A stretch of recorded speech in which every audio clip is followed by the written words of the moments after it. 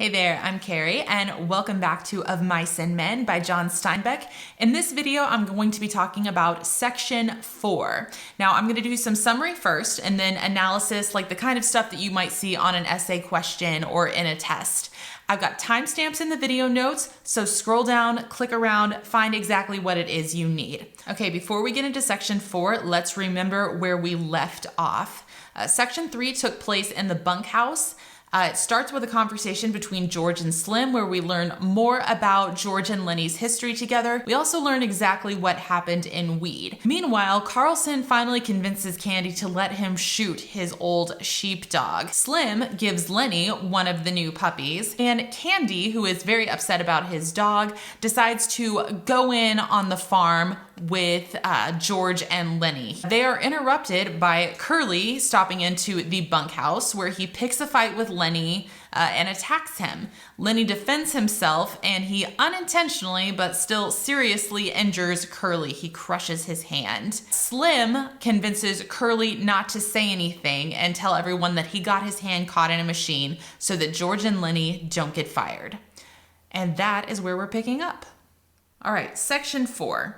This one takes place in the barn, specifically the harness room, which is also the bunk spot, kind of the bedroom for the stable hand, a guy named Crooks. He does not live in the bunkhouse with the rest of the ranch staff because he is a black man and he's the only black man on the ranch. And he tells us actually the only black person in the city of Soledad. And so he is forced to remain separate from the rest of the ranch staff. Now, Crooks is a stable hand, not a seasonal worker like the rest of them. He's needed year-round, so he is more permanent there on the ranch.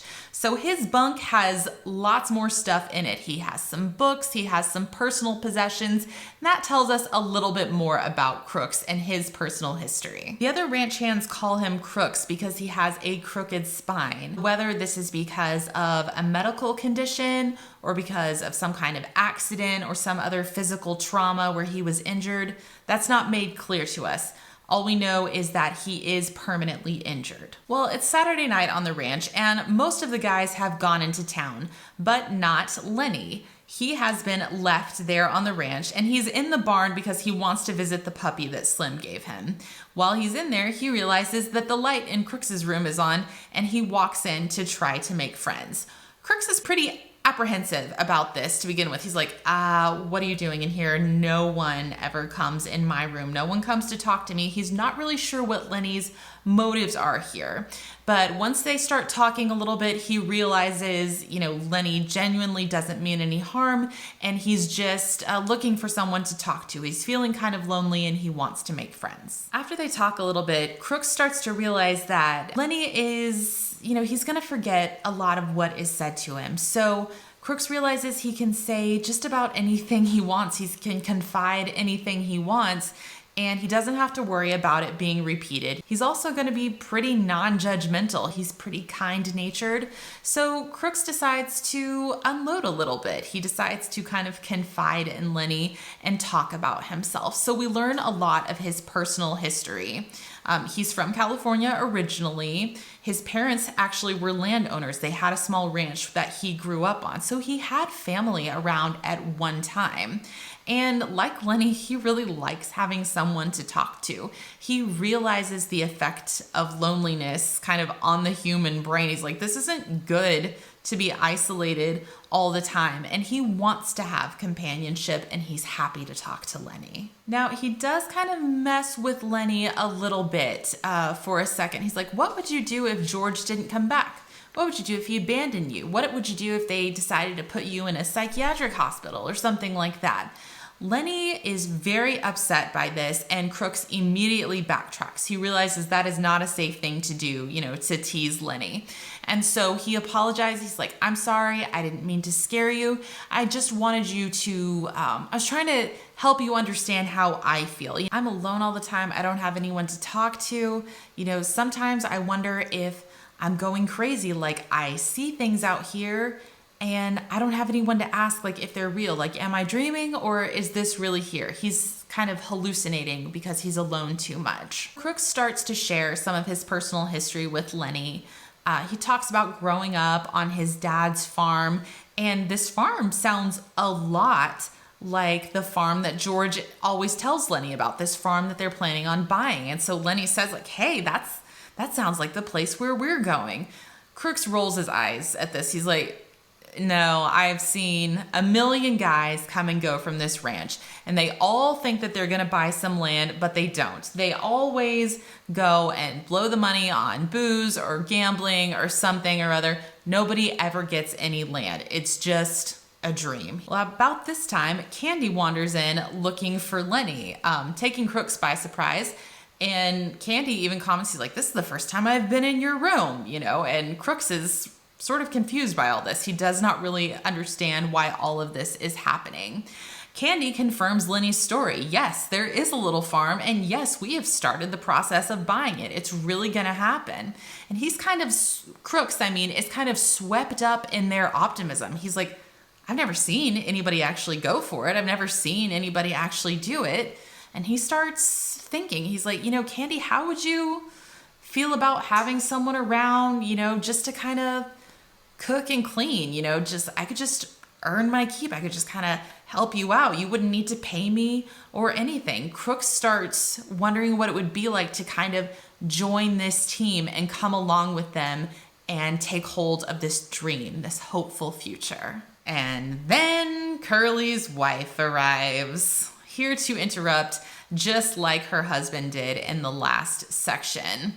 Now, Crooks immediately sees this is not a good situation to have her, a young white woman, in his personal space. So he tries to send her away. I think it's better that you go back to your own house. It's not appropriate for you to be here. But she refuses to leave. She's like, I want to talk to someone too. You guys are all hanging out here because you want to talk to someone. I would like to talk to someone. I don't like being alone either. She then questions them about Curly's hand. She hasn't really bought into this story about Curly busting his hand by getting it caught in a machine. So she questions Lenny directly. She's like, what happened to Curly's hand? In fact, where'd you get those bruises on your face? Lenny does what Lenny does. He gets confused, he gets kind of nervous, and he freezes up. He can't think of anything to say except to just repeat the story. He caught his hand in a machine. He caught his hand in a machine. She puts two and two together and she's like, okay, so you're the machine.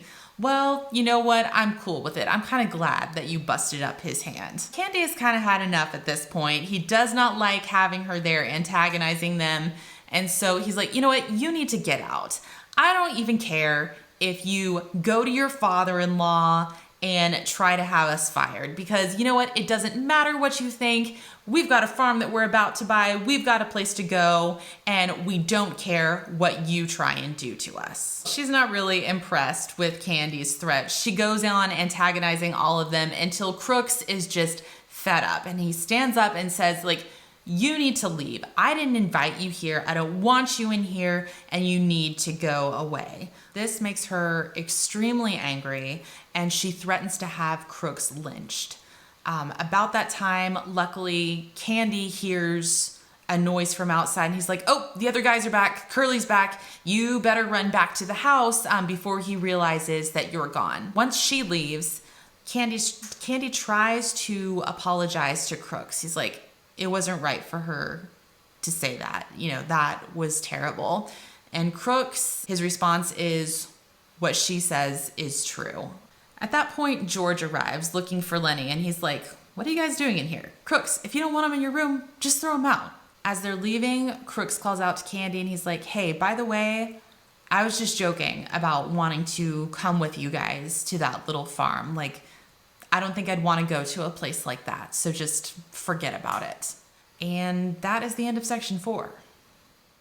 So before we go any further, let's address the use of racial slurs. There is pervasive use of the N-word in this section of the book. It is throughout the chapter, along with a threat of racialized violence, a threat of lynching. And this is one of the things that has led to the book being banned from time to time. Steinbeck was talking about the realities that he saw in front of him every day. How do we remember the past without glorifying it? That's a discussion we're definitely having in the US right now. If you talk about this in class, It's probably going to come up, so think about it. How do we find ways to do that? Okay, now let's talk some analysis. There's not a lot of physical action in this chapter. It mostly focuses on conversations. And those conversations really reinforce the themes that we've been talking about: loneliness, dreams and how to achieve them, power, who has it, who doesn't. Now, let's talk about this conversation between Lenny and Crooks. It's almost more like a monologue, kind of a speech that Crooks gets to deliver. Just because Lenny is not contributing a lot to the conversation. We get a lot of information on Crooks's past, more than we get on any of the other supporting characters. Because he is confident that Lenny is not going to share anything that he said, Lenny's not going to run around repeating it. Crooks feels comfortable to share not just his personal history, but also his frame of mind. He talks about those feelings of loneliness and how awful it is, how much he would like to have someone, just to talk to casually, just to be around, just to have someone else in the room. Crooks, like the other characters in the book, has a lot of thoughts about loneliness and isolation. And he's able to share, firsthand experience. Like, this isolation is not good. It makes me crazy sometimes. Sometimes I think I'm seeing things, but I don't have anyone to ask, whether I'm losing my mind or not. And it's very hurtful. It's very upsetting to him. And he feels confident sharing that with Lenny. Now, when Crooks talks about his personal history, we learn that he grew up on a farm. And when he describes it, we realize that it's very similar to the farm that George and Lenny have picked out. Now, on one hand, this is kind of cool because we see this little dream place, this dream farm really did exist, but it also raises a lot of questions. Like, okay, Crooks's family were landowners. His dad had a ranch.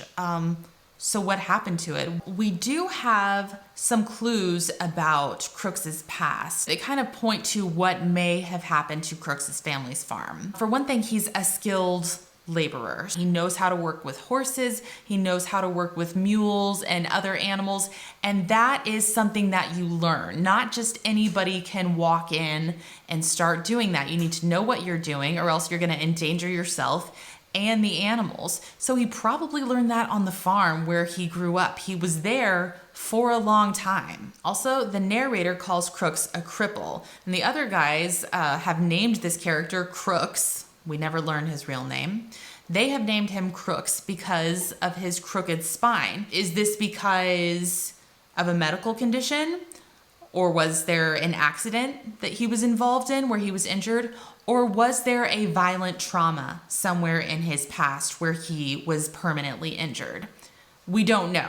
There is no mention of what happened to him, but we do know that he experiences chronic pain. That's that liniment that he uses. When Lenny walks in, he's using this liniment to kind of try and ease his joints, ease some of that chronic pain in his back. And as soon as Lenny leaves, he goes back to doing that. So he is in a good deal of pain. Among the possessions in his room, Crooks has a few books. One of them is a copy of the California Civil Code of 1905. There's also a dictionary, maybe for looking up some of the words, some of the legal terms in that civil code. That's another clue. Why does he have a copy of the civil code, and why specifically from that year? Did something happen in 1905 or around that time? Was there some kind of legal struggle where his family was displaced from their farm, where they lost their land? Maybe he picked up a copy of that legal code trying to figure out what his rights were, trying to defend his family's property and defend them from this kind of economic abuse, from displacement. Also in Crooks's possession, he has a shotgun. There are only 2 guns mentioned in this entire book. Now, one of them we've already seen. It belongs to Carlson. It's a pistol, and he keeps it hidden in his bunk. This is a full-on shotgun. It's a much larger weapon, and Crooks keeps it in plain sight. Now, whether that's for easy access because he's nervous and he feels the need to have a weapon close by, Or this is kind of a warning to other people. Hey, I'm armed. I know how to use a gun. In either case, it is a clue that there may have been a violent incident in Crooks's past. So we never get a concrete explanation of what happened to his family farm, but the message that we can get from this is that dreams are fragile. Even if you can catch hold of them, they can be taken away, they can be lost. And that is part of Crooks's cynicism about dreams. You know, when he says nobody ever gets land, he knows that some people do get land. His father was a landowner, but it can be taken away, it can be lost. Then the power theme comes in. Crooks is finally getting to have a conversation with a couple of guys. He's heard about the plan for the farm. You know, he sees a possibility to kind of join this community, you know, maybe have a place to belong. And then Curley's wife comes in and she interrupts the conversation, kind of derails the conversation that they may have had. Crooks has been talking a lot in this chapter about loneliness, and interestingly, she talks about it too. You know, when they try to send her away, she says, "Don't I have the right to talk to anyone? I don't like being alone either." She's a very lonely person as well. Now, an interesting detail here is Crooks is lonely because he doesn't have family around and he doesn't have a community. She is lonely even though she has family around and even though she has some kind of community. So that tells us that loneliness isn't just having a physical person there. There does need to be some kind of relationship there. There needs to be some kind of a bond there. She kind of tries to build that bond. You know, she questions them about Curley's hand. You know, she kind of talks a little bit of trash about her husband there. She kind of tries to buddy up with them, like, hey, I know you don't like him. I don't like him either. You know, she tries to find a little bit of common ground there, but it doesn't work. This makes her mad. Being rejected makes her mad. And she kind of decides in that moment, if I'm not going to be part of the conversation, you know, if I'm not going to have community, I will at least have status. And she tries to assert her power in this situation. This really doesn't work on Candy. He's like, please, you're a child. I'm not scared of you. We even have a place to go. You can't even threaten us with getting fired. Candy is telling her off. She doesn't have any power over him. Lenny is doing his best to ignore her completely, which, you know, no power there. So she does exactly what her husband does. She decides to attack the most vulnerable person in the room. The most vulnerable in this room is Crooks. If you remember what Candy said about Curley, he said, like, he does not play fair. He doesn't fight fair. And that's true of his wife as well. She sees one power play. You know, she's young. She doesn't have a job of her own or money of her own. She's a woman, but she's still white. And so she uses that as a weapon and she attacks the most vulnerable person in the room, and that is Crooks. When he asks her to leave, you know, like, I didn't invite you, please leave my space. I don't want you here. She threatens to have him killed. What makes this scary is that it's not an empty threat. One word, that's all it would take from her, is one word to completely destroy his life. And Crooks knows it. Now, this scene is especially haunting because these attitudes are still out there. If you're discussing this in class, I'm sure the Central Park incident that happened on Memorial Weekend of 2020, I'm sure it's going to come up. So spend some time now thinking about that. Her threat against Crooks is also another example of how a member of the working poor, you know, can have their dreams, their plans, their life completely derailed on the whim of someone who is wealthy and powerful. You know, just the way Curley interrupted their conversation the night before, she interrupted the second conversation about the farm. And so she represents another obstacle that can kind of wreck things for them. She can shatter the dream. She can take this away. This is also kind of the next domino falling, like the next incident in this violent chain that stretches throughout the book. Section 1, we had unintentional harm, where Lenny kills the mice and he touches the girl's dress and frightens her. In section 2, we had the threat of intentional violence. Curley wants to start a fight with Lenny. He's trying to pick a fight with Lenny.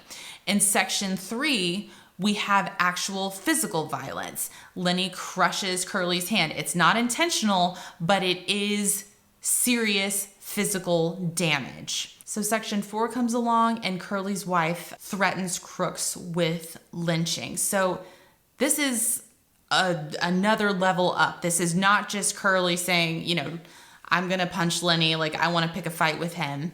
This is a serious, full-on death threat. This is definitely escalated. It's taken another step up, and it's another sign things are going to continue to get more violent and more serious as the book goes on. All right, that is all I've got for section 4. I hope you found some of that helpful. If you had a different book in mind, or you just have some other questions on this section, definitely drop that in the comments and I'll see what I can do. And best of luck to you. I'll see you in the next chapter.